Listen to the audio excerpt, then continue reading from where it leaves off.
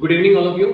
एकेएसजी account academy में आपका स्वागत है। आज हम रिवीजन करने जा रहे हैं meaning and introduction of accounting. तो इसमें हमें सबसे पहले पता होना चाहिए कि meaning and definition of accounting. Meaning and definition of accounting क्या होती है? अकाउंटिंग की डेफिनेशन, जैसे accounting is the process of identify, measuring, recording, classifying, summarizing, analyzing and interpreting the financial transactions and communication the result to the user thereof। अब देखो simple सा वो है। सबसे पहले हमने क्या कहा? Accounting is the process of identify. सबसे पहले हमें क्या करना होता है? आइडेंटिफाई करना होता है किसको? फाइनेंशियल ट्रांजैक्शन को। उसके बाद हम करते हैं मेजरमेंट। मेजरमेंट किसमें करते हैं? Money terms. मनी टर्म्स में मेजरमेंट करने के बाद हम क्या करते हैं? रिकॉर्डिंग करते हैं। रिकॉर्डिंग क्या होता है? Journal entry. रिकॉर्डिंग के बाद क्या करते हैं? क्लासीफाई। क्लासीफाई का मतलब होता है post into the ledger. After that summarising. Summarising जिसे हम बोलते हैं ट्रायल बैलेंस। फिर होता है एनालाइज। एनालाइजिंग का मतलब होता है जो हम ट्रायल बैलेंस के बाद हम क्या करते हैं? एनालाइज करते हैं, मतलब ऑडिट करते हैं। फाइनल अकाउंट बना, समराइजिंग के बाद हम क्या करते हैं? फाइनल अकाउंट बना लेंगे, नेट प्रॉफिट वगैरह आ जाएगा। फिर हम क्या करेंगे? एनालाइज। एनालाइज किस पे होता है? जो हमने ट्रायल बैलेंस बनाया है उस पर पहले एनालाइज होता है। फाइनल ट्रांजैक्शंस जो होती हैं, जो हमें trading profit and loss balance sheet बनानी होती है, उसके लिए हम पहले क्या करते हैं कि जो हमारा ट्रायल बैलेंस बना है उस ट्रायल बैलेंस में जो भी फिगर हमने समराइजिंग करी है क्या वो ठीक है? फिर हम एनालाइज करते हैं। एनालाइज करने के बाद क्या करेंगे? इंटरप्रिटेशन। तो जो इंटरप्रिटेटिंग होता है वो क्या होता है कि आपकी जो भी ट्रांजैक्शंस हुई हैं और जो भी आपका समरी में आया है कि आपके पास ये एसेट्स है, ये लायबिलिटी है, ये आपके एक्सपेंसेस हैं, तो हम क्या करते हैं? उसको इंटरप्रेटिंग कर देते हैं। मतलब हम एक जगह इंग्लिश में, हिंदी में मेंशंस कर देते हैं, जिसे हम बोलते हैं memorandum. Memorandum of the company. तो वो कंपनी क्या करती है? इंटरप्रेटिंग कर लेती है, फिर उसे क्या करती है? कम्युनिकेट कर देती है रिजल्ट को टू द यूजर्स। यूजर्स को वो कम्युनिकेट कर देगी। अब कम्युनिकेट जब करेगी अपने मेमोरेंडम के थ्रू, तो वो क्या करती है? अब जो यूजर्स होते हैं, दो तरह के यूजर्स होते हैं। एक होते हैं आपके इंटरनल यूजर, एक होते हैं आपके एक्सटर्नल यूजर। ठीक है? तो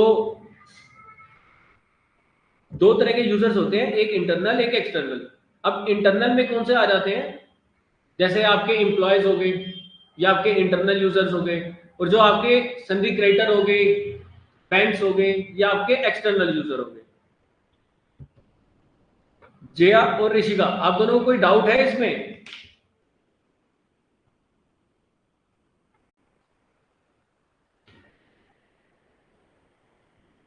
ऋषिका एंड जया, कोई डाउट है इसमें?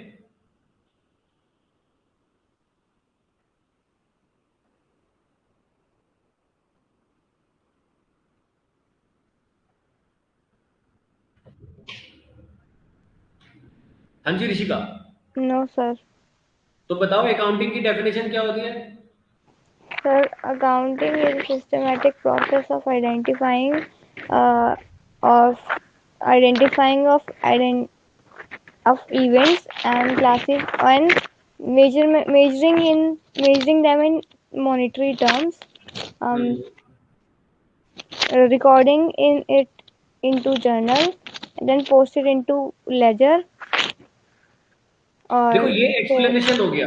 अगर हम शॉर्ट फॉर्म में, जब अगर recording एग्जाम में and क्या होता है, classifying, एक नंबर की summarizing डेफिनेशन and आनी है। analyzing.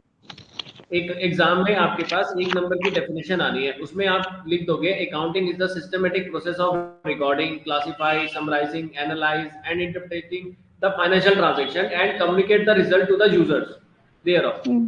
ठीक है? और accounting is the art of recording, classify, summarising in a signifying manner and in term of money. ठीक है? and event which are in a part at least of a financial character and interpreting the result thereof। तो जो भी आपको definition याद करनी है वो आप कर सकते हो। देखो एक ही डेफिनेशन को अलग अलग राइटर अपने अपने वर्ड्स में एक्सप्लेन करता है। आप किसी भी राइटर की डेफिनेशन लर्न कर सकते हैं, आप अपने वर्ड्स में इसको लिख सकते हैं। जैसे accounting is the science of recording and classify business transaction and event. ठीक है, तो आप ये डिपेंड करता है कि आप पे कि आपको कौन से राइटर की डेफिनेशन वो है। और जो हमारा अकाउंटिंग का प्रोसेस होता है, अकाउंटिंग का प्रोसेस क्या होता है जया? जया, अकाउंटिंग का प्रोसेस क्या होता है?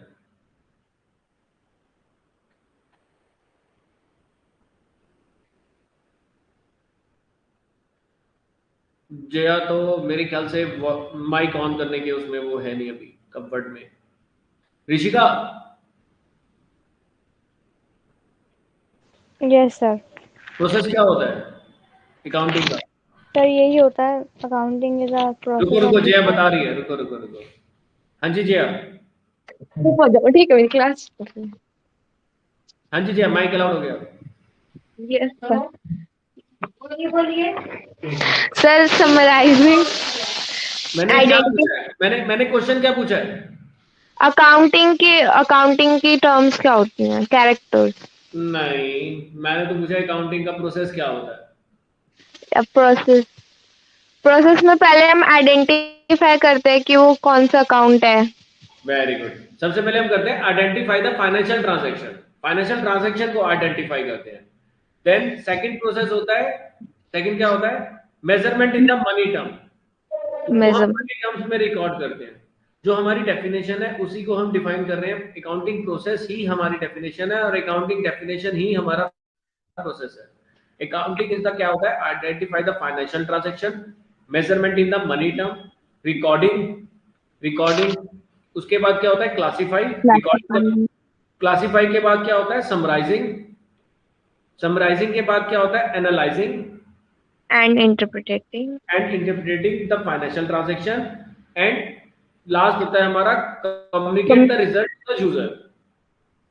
हमने फाइनेंशियल ट्रांजैक्शन को आइडेंटिफाई किया, जर्नल एंट्री मेजरमेंट किया, मनी टर्म्स में रिकॉर्ड किया, जर्नल एंट्री में क्लासिफाई किया, हमने लेजर में पोस्ट करके समराइजिंग कर दिया, हमने ट्रायल बैलेंस बना के ऑडिट कर दिया, हमने जिससे हमने एनालाइज कर दिया, इंटरप्रेटिंग कर दिया फाइनेंशियल ट्रांजैक्शन को। मतलब आपस में जो भी ट्रेडिंग की, ट्रेडिंग में फाइनल प्रॉफिट एंड लॉस की, प्रॉफिट एंड लॉस में, बैलेंस शीट की, बैलेंस शीट में, और उसको मेमोरेंडम में उतार के, मेमोरेंडम में हमने मेंशन करके क्या किया? कम्युनिकेट कर दिया कि हमारा ये प्रॉफिट आया है, ये हमारा लॉस आया है। ये हमने कम्युनिकेट कर दिया किसको? यूजर्स को। दो तरह के यूजर्स होते हैं, ये क्वेश्चन आ जाता है, एक इंटरनल एक एक्सटर्नल। ठीक है, इसमें कोई डाउट या?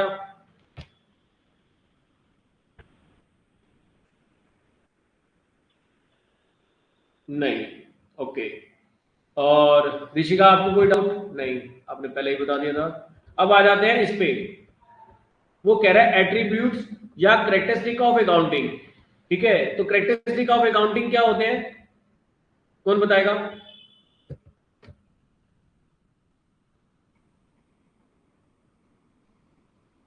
ऋषिका आप बताओ।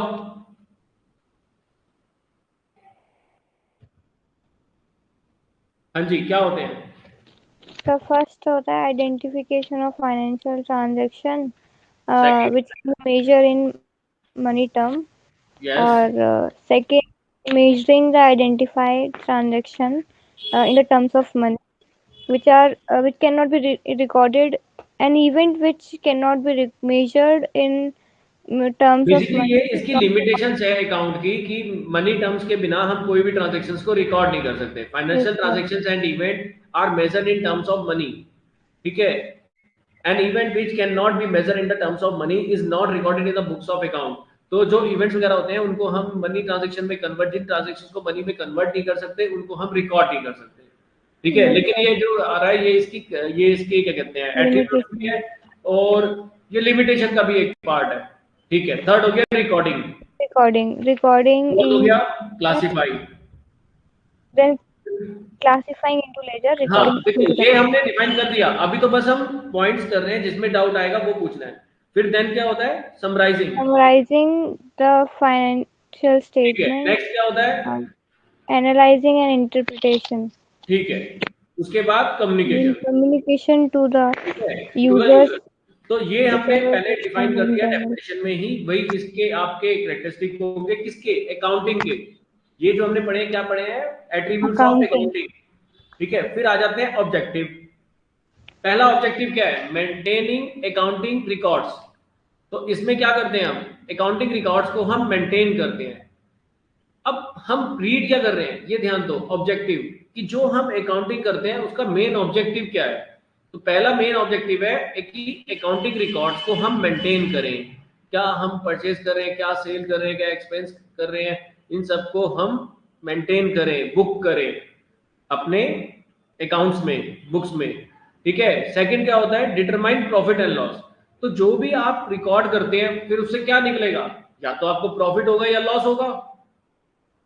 तो हमारा ऑब्जेक्टिव, सेकंड ऑब्जेक्टिव ये आ जाता है कि हम डिटरमाइन करना चाहते हैं कि प्रॉफिट हुआ कि लॉस हुआ हमारी फर्म को इस फाइनेंशियल ईयर में। फिर आता है डिटरमाइनिंग फाइनेंशियल पोजीशन। हमारी फाइनेंशियल पोजीशन क्या है, कि हमारे पास कितनी एसेट्स है, कितनी लायबिलिटी है। फाइनेंशियल पोजीशन कहां से पता चलती है, बैलेंस शीट से। कितनी हमारे पास वर्किंग कैपिटल है, कितना हमारे पास कैश है, कितने हमारे पास सन्डी क्रेडिटर है, कितने हमारे पास फिक्स एसेट्स है। तो ये सब जो हमारी फाइनेंशियल पोजीशन कितनी स्ट्रांग है कहां से पता चलेगी, अकाउंटिंग से। तो हम अकाउंटिंग क्यों करते हैं, ये इसका रीजन बता रहा है। ठीक है, फिर आ रहा है फैसिलिटिंग मैनेजमेंट। फैसिलिटिंग मैनेजमेंट मतलब मैनेजमेंट को ये सपोर्ट करता है, क्या, अकाउंटिंग। जो आप अकाउंटिंग का डाटा मेंटेन करते हैं ये मैनेजमेंट को सपोर्ट करता है डिसीजन लेने में। आप मतलब मैनेजमेंट ने कहा कि भाई हम ना मार्केटिंग करेंगे और मार्केटिंग में हमारे पास 10 लाख रुपए खर्च होंगे। तो कंपनी का अकाउंटेंट कहता है सर 10 लाख रुपए खर्च नहीं हो सकते, फंड की बड़ी शॉर्टेज चल रही है, आप केवल 5 लाख तक का बजट बना सकते हैं। तो ये रिकॉर्ड, ये डाटा कहां से पता चलेगा, जब वो अकाउंटिंग का रिकॉर्ड मेंटेन होगा। फिर आ जाता है providing accounting information to the users. ठीक है, कि यूजर्स को हम बता देते हैं, जिससे यूजर्स क्या करते हैं, एनालाइज कर लेते हैं कि हमारी कंपनी बहुत अच्छी है, वो हमें 10 दिन 20 दिन के लिए भी अगर हमें क्रेडिट पे सामान देते हैं तो उनका पैसा सेफ है। तो हम ये क्या करते हैं, इंफॉर्मेशन को प्रोवाइड करते हैं यूजर्स को। फिर ये क्या कहता है प्रोटेक्टिंग बिजनेस एसेट्स। तो प्रोटेक्ट करता है ये हमारी बिजनेस एसेट्स को। अब बिजनेस एसेट्स क्या होती है, जो भी हमारे पास मान लो 6 गाड़ियां हैं, 6 गाड़ियों में से 5 गाड़ियां रनिंग हो रही है, हमारा बिजनेस ग्रो कर रहा है, हमारा बिजनेस रनिंग कर रहा है, लेकिन छठी गाड़ी जो खराब हो गई थी वो यूज ही नहीं हो रही थी। सडनली जब 31 मार्च आया और उसका ऑडिट हुआ तो डेप्रिसिएशन लगा। तो जब हम आपके पास इंफॉर्मेशन आई कि 6 व्हीकल का डेप्रिसिएशन इतना हो गया, पर आपके माइंड में तो था कि भाई इतनी बड़ी कंपनी है, हमारे पास तो 5 ही व्हीकल है। तो फिर आपको याद आता है कि नहीं हमारे पास 6 व्हीकल है। तो ये क्या करता है, आपकी बिजनेस एसेट को प्रोटेक्ट करता है। क्या, अकाउंटिंग, जो आप डाटा मेंटेन कर रहे हैं, रिकॉर्ड कर रहे हैं, उसको क्या करता है, प्रोटेक्ट करता है बिजनेस एसेट्स को। तो ये क्लियर है Jaya and Rishika? Yes sir. Jaya, Jaya mic on करना पड़ेगा, बीच बीच में क्वेश्चन पूछे जाएंगे आपसे, ये ध्यान रखना। थोड़ा अलर्ट होके बैठो, अलर्ट होके। खाना वाना खा लेना, कोई बात नहीं।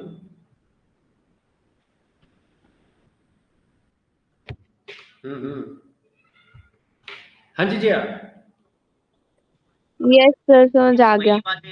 Very good. फिर इसके बाद आता है फंक्शन ऑफ अकाउंटिंग। तो जो हम अकाउंटिंग करते हैं उसके फंक्शन क्या है। ठीक है, पहला मेंटेन सिस्टमेटिक अकाउंटिंग रिकॉर्ड।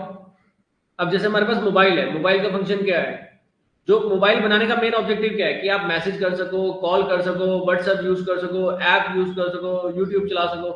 तो इसके फंक्शन क्या है मोबाइल के, हम मैसेज कर सकते हैं, कॉल कर सकते हैं, प्ले स्टोर से ऐप डाउनलोड कर सकते हैं। तो जो इसको बनाने का मेन ऑब्जेक्टिव था वही इसके फंक्शन है मैक्सिमम। तो फिर पहला क्या आ जाता है, maintain systematic accounting record. Clear है जया?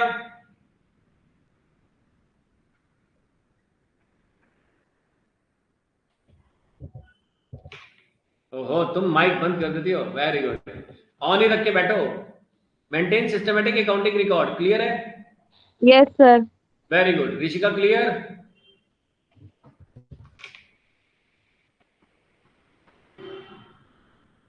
अभी ऋषिका का माइक बंद, चलो आ जाएगी अभी।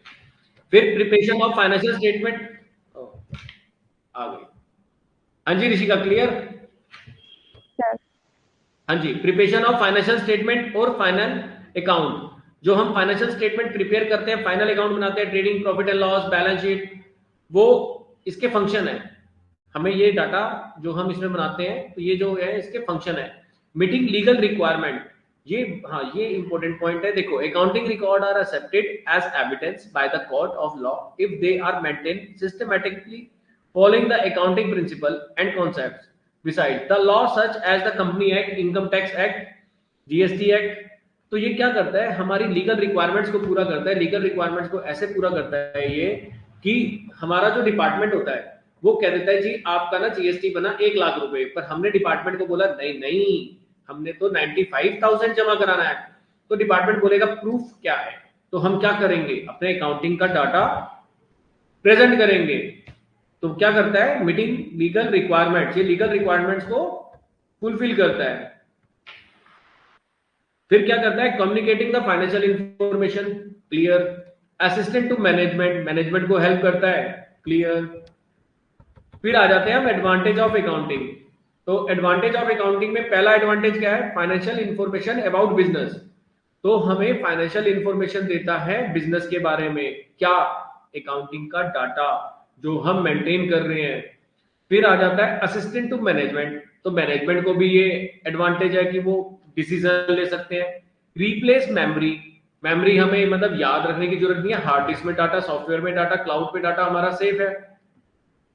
फैसिलिटेट्स कंपैरेटिव स्टडी, तो हम 2 सालों का कंपैरिजन कर सकते हैं, ठीक है। तो 2 सालों का कंपैरिजन कर सकते हैं, तो हमें पता है कि भाई पिछले साल हमारी सेल हुई थी 10 लाख और हमने प्रॉफिट अर्न किया था 2 लाख रुपए, मतलब 20%। और इस साल हमारी सेल हुई 20 लाख, पर हमारा प्रॉफिट फिर 2 लाख रुपए हुआ, तो यानी कि 10%। तो हम कंपैरिजन कर सकते हैं कि इस साल हमने एडवर्टाइजमेंट पे ज्यादा एक्सपेंस किए या रिपेयर मेंटेनेंस पे एक्सपेंस ज्यादा हो गए।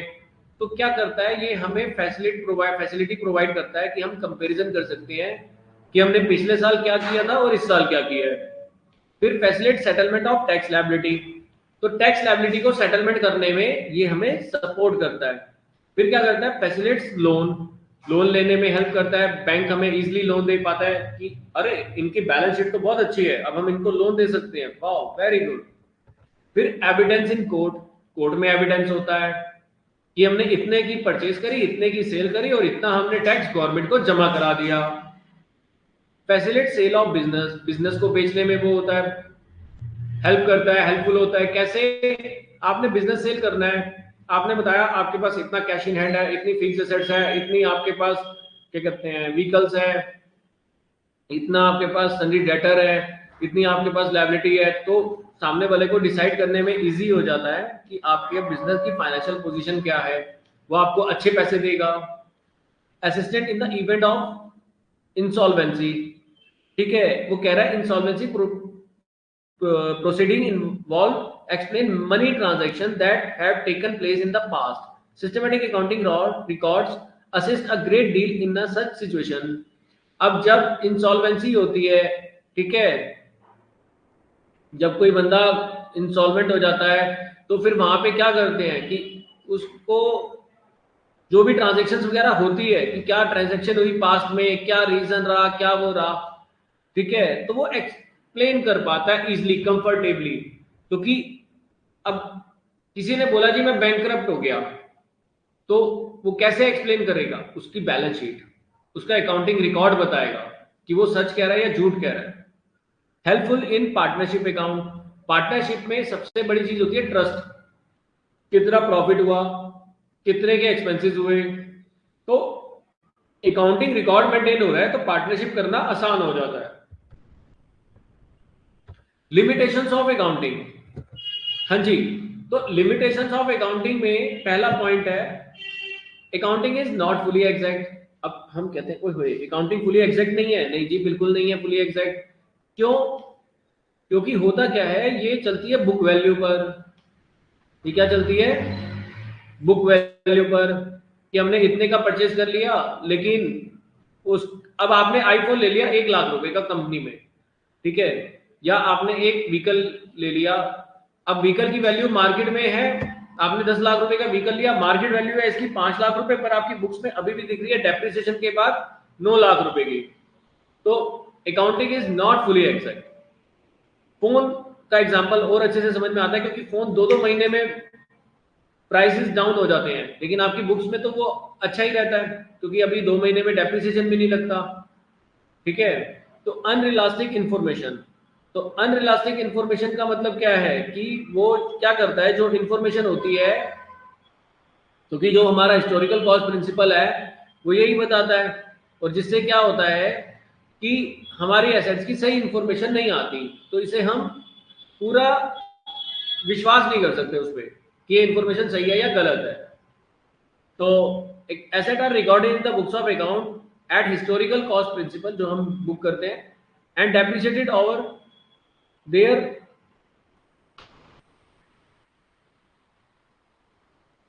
Estimated useful life. तो जो हम जिसके बेस पे हम डेप्रिसिएशन लगाते हैं, ठीक है, तो वो उस पर पूरा ट्रस्ट नहीं कर सकते आप। Accounting ignore the qualitative elements. तो अकाउंटिंग क्या करता है, अगर किसी वर्कर ने हार्ड वर्क कर दिया तो उसको आप रिकॉर्ड नहीं कर सकते। आप केवल उसने हार्ड वर्क से कितनी बाइक्स बेची, कितनी कारें बेची, वो रिकॉर्ड कर सकते हो।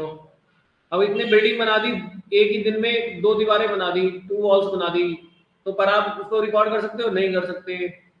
जब काम पूरा हो जाएगा, काम के पैसे ले लोगे, लेकिन किसने कितना हार्ड वर्क किया कैसे पता चलेगा? अकाउंटिंग में रिकॉर्ड डाटा, इसका डाटा आप अकाउंटिंग में जनरल एंट्री के थ्रू मेंटेन नहीं कर सकते। ठीक है, तो इसकी लिमिटेशंस है। Accounting ignore effect of price level change. तो प्राइस लेवल चेंज हुआ उसको नहीं रिकॉर्ड कर सकते। अकाउंटिंग में lead to window dressing. Window dressing का मतलब ये होता है कि आप, ये इसकी लिमिटेशंस है कि लोग कई बार एक्सपेंसेस ज्यादा दिखा देते हैं, कई बार सेल्स ज्यादा दिखा देते हैं कि लोन लेना है बैंक से, सेल बढ़ा दो, प्रॉफिट बढ़ जाएगा, टैक्स थोड़ा ज्यादा जमा करा दो। तो ये इसकी क्या है, विंडो ड्रेसिंग, इसकी लिमिटेशंस। फिर आता है role of accounting in business. Business का क्या रोल है, बिजनेस में क्या रोल है अकाउंटिंग का? Maintain of systematic record. Systematic record maintain करता है, assist to management, facilitate comparative study, evidence in courts, other, raising loan के लिए, settlement of tax liability, facilitate sale of business by ascertain the proper purchase price. तो easy. Accounting process हम already discuss कर चुके हैं।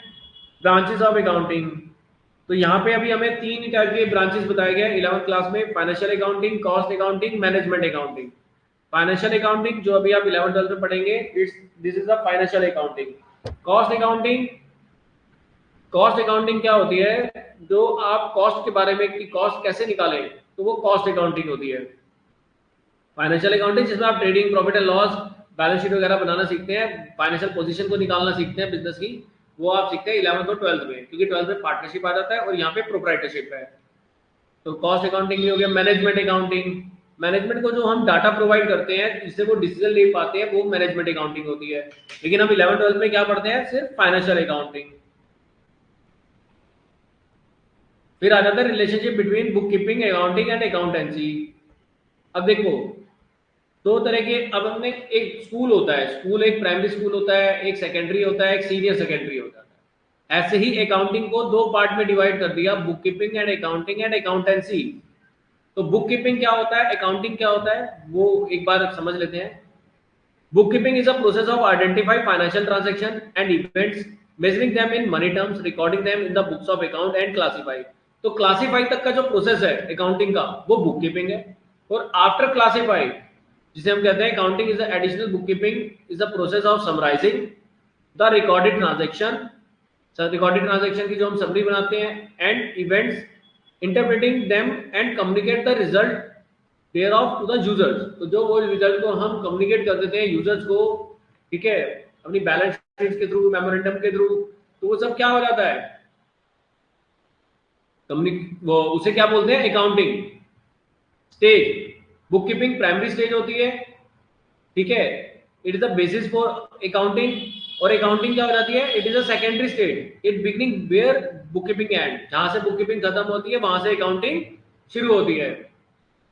Objective, the objective of book keeping is to maintain systematic record of financial transaction and events, और accounting का क्या है, the objective of accounting to ascertain result of operation and financial position and to communicate to the interested parties, तो जो भी interested होते हैं उनको कम्युनिकेट करना। Nature of job, the job is routine in nature, the job is analytical and dynamic in nature. जो book keeping होती है वो रूटीन नेचर की जॉब होती है, जबकि जो ऑडिट होता है, तो ये जो अकाउंटिंग होती है, समरी बनती है लास्ट में ईयर के, तो अगर जो कंपनियां मंथली बनाती है वो मंथली बैलेंस शीट बनाती है, ट्रायल बैलेंस बनाती है, लेकिन वो 30 दिन तक नहीं बनाती है, क्योंकि वो लास्ट के 4-5 दिन बनाती है और मंथली क्लोजिंग कर देती है अगले महीने की 5 तारीख तक, 7 तारीख तक।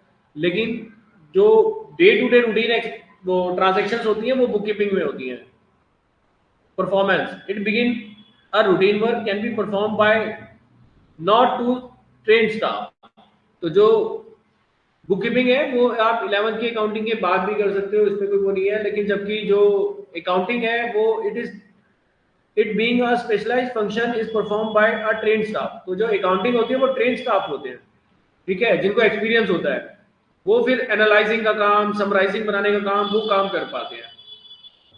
और एनालाइजिंग का काम दो तरह से एनालाइज होता है, एक ऑफिशियल एनालाइज होता है जिसके लिए गवर्नमेंट ने सीए को ऑथराइज कर रखा है, चार्टर्ड अकाउंटेंट, और जो बाकी आप भी डाटा अपने काम को एनालाइज करना, वो भी एक एनालाइज होता है कि मैंने काम किया, मैंने उसको एनालाइज किया। लेकिन जो यहाँ पे बात हो रही है ऑफिशियल एनालाइज की, वो सीए ही कर सकता है, उसके लिए स्पेशल डिग्री चाहिए। Book keeping level of skills, अभी इसमें पढ़ लेते हैं। Book keeping is mechanical in nature and this does not require special skills, जबकि accounting require special skills and ability to analyse and interpreting.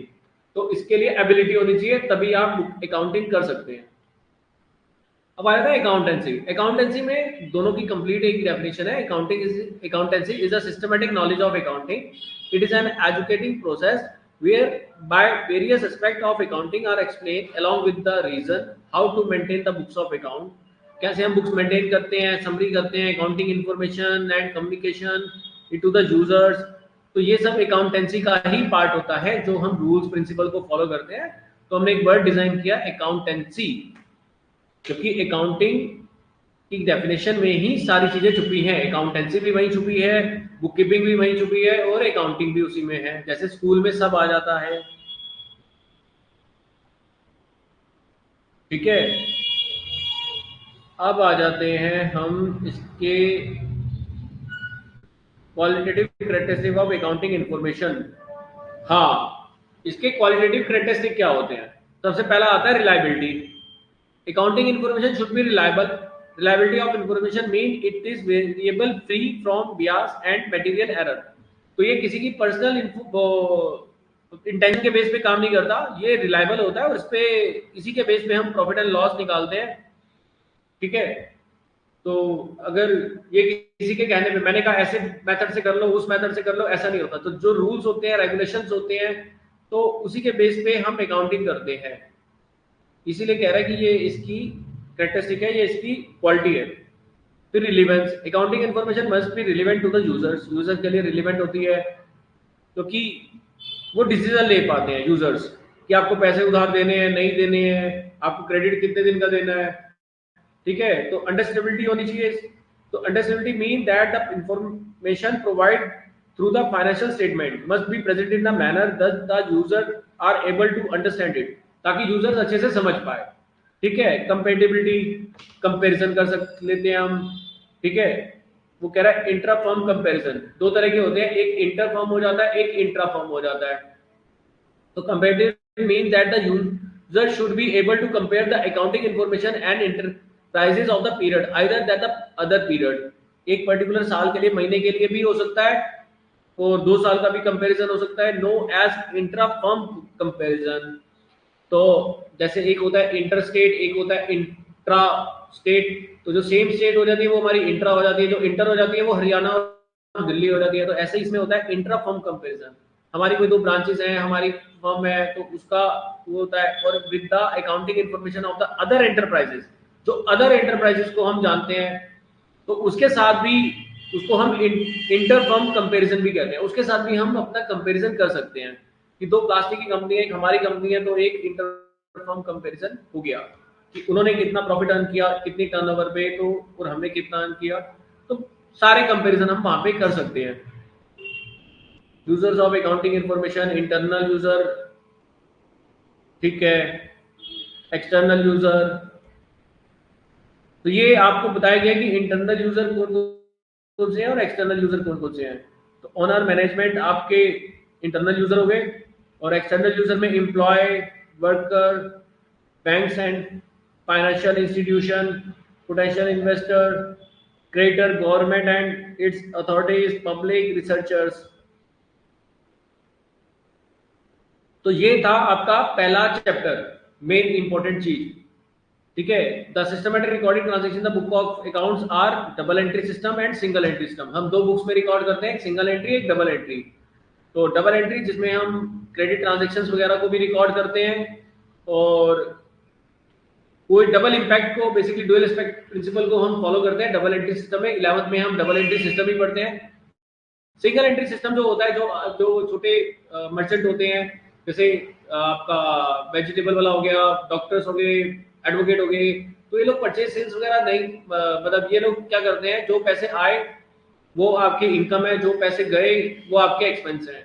तो ये सिंगल ट्रांजैक्शन के रूल को फॉलो करते हैं, सिंगल एंट्री सिस्टम। जबकि बिजनेसमैन और business जो करते हैं, जो बड़े बिजनेस होते हैं, तो उसमें वो क्या करते हैं, डबल एंट्री सिस्टम को फॉलो करते हैं, क्योंकि वो सिंगल एंट्री को फॉलो नहीं करते, क्योंकि उनकी ट्रांजैक्शन मैक्सिमम क्रेडिट या उसमें वो चलती है, तो उसको डबल एंट्री को फॉलो कर सकते हैं। बाकी ये जो लोग होते हैं, एडवोकेट, डॉक्टर्स वगैरह, ये भी डबल एंट्री सिस्टम को फॉलो करते हैं एक लेवल पे आके, और लेकिन सिंगल एंट्री को मैक्सिमम फॉलो करते हैं। जो तो इसलिए हमें ये भी बताया गया कि अकाउंटिंग जो है सिंगल एंट्री के बेस पे भी होती है, एक डबल एंट्री के बेस पे भी होती है। बस पहले चैप्टर में यही था, इसे एक बारी अच्छे से रीड कर लेना, और कोई भी डाउट आता है तो चैट में, ग्रुप में, वहां पे पूछ सकते हो। जे अभी कोई डाउट है इसमें?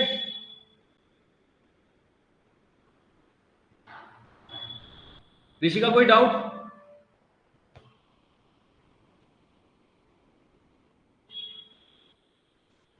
No, sir. No, very good. हाँ जी जया, कोई डाउट? नो सर, कोई डाउट नहीं है। अच्छा, तुम खाना खा रही हो साथ साथ? नहीं नहीं नहीं, खाना खा सकते हो, ऑनलाइन का बेनिफिट होता है, हम कोई मतलब डांट थोड़ी ना रहे हैं। सर, अभी खा रही हूँ मैं। हाँ ठीक है, तो उसमें क्या है, टाइम का यूटिलाइजेशन करना चाहिए। बाकी ठीक है, अगर कोई भी डाउट आता है तो चैट में भी पूछ सकते हैं, और उसमें भी पूछ सकते हैं, क्या कहते हैं, नीचे कमेंट देके भी पूछ सकते हैं। कोई भी डाउट आता है, कोई भी क्लैरिफिकेशन चाहिए हो, तो आपको बता दिया जाएगा उसमें, ठीक है। Okay sir. ओके, तो हमारा चैनल सब्सक्राइब करना मत भूलना। उसमें ये वाली जो वीडियो है आज की, ये भी अपलोड हो जाएगी, तो उसमें ओके डेली अपडेट वगैरह आती रहती है, तो चैनल भी सब्सक्राइब कर लेना, और औरों को भी बताना, शेयर भी करना। Okay sir. Like, subscribe and share. Okay. Okay.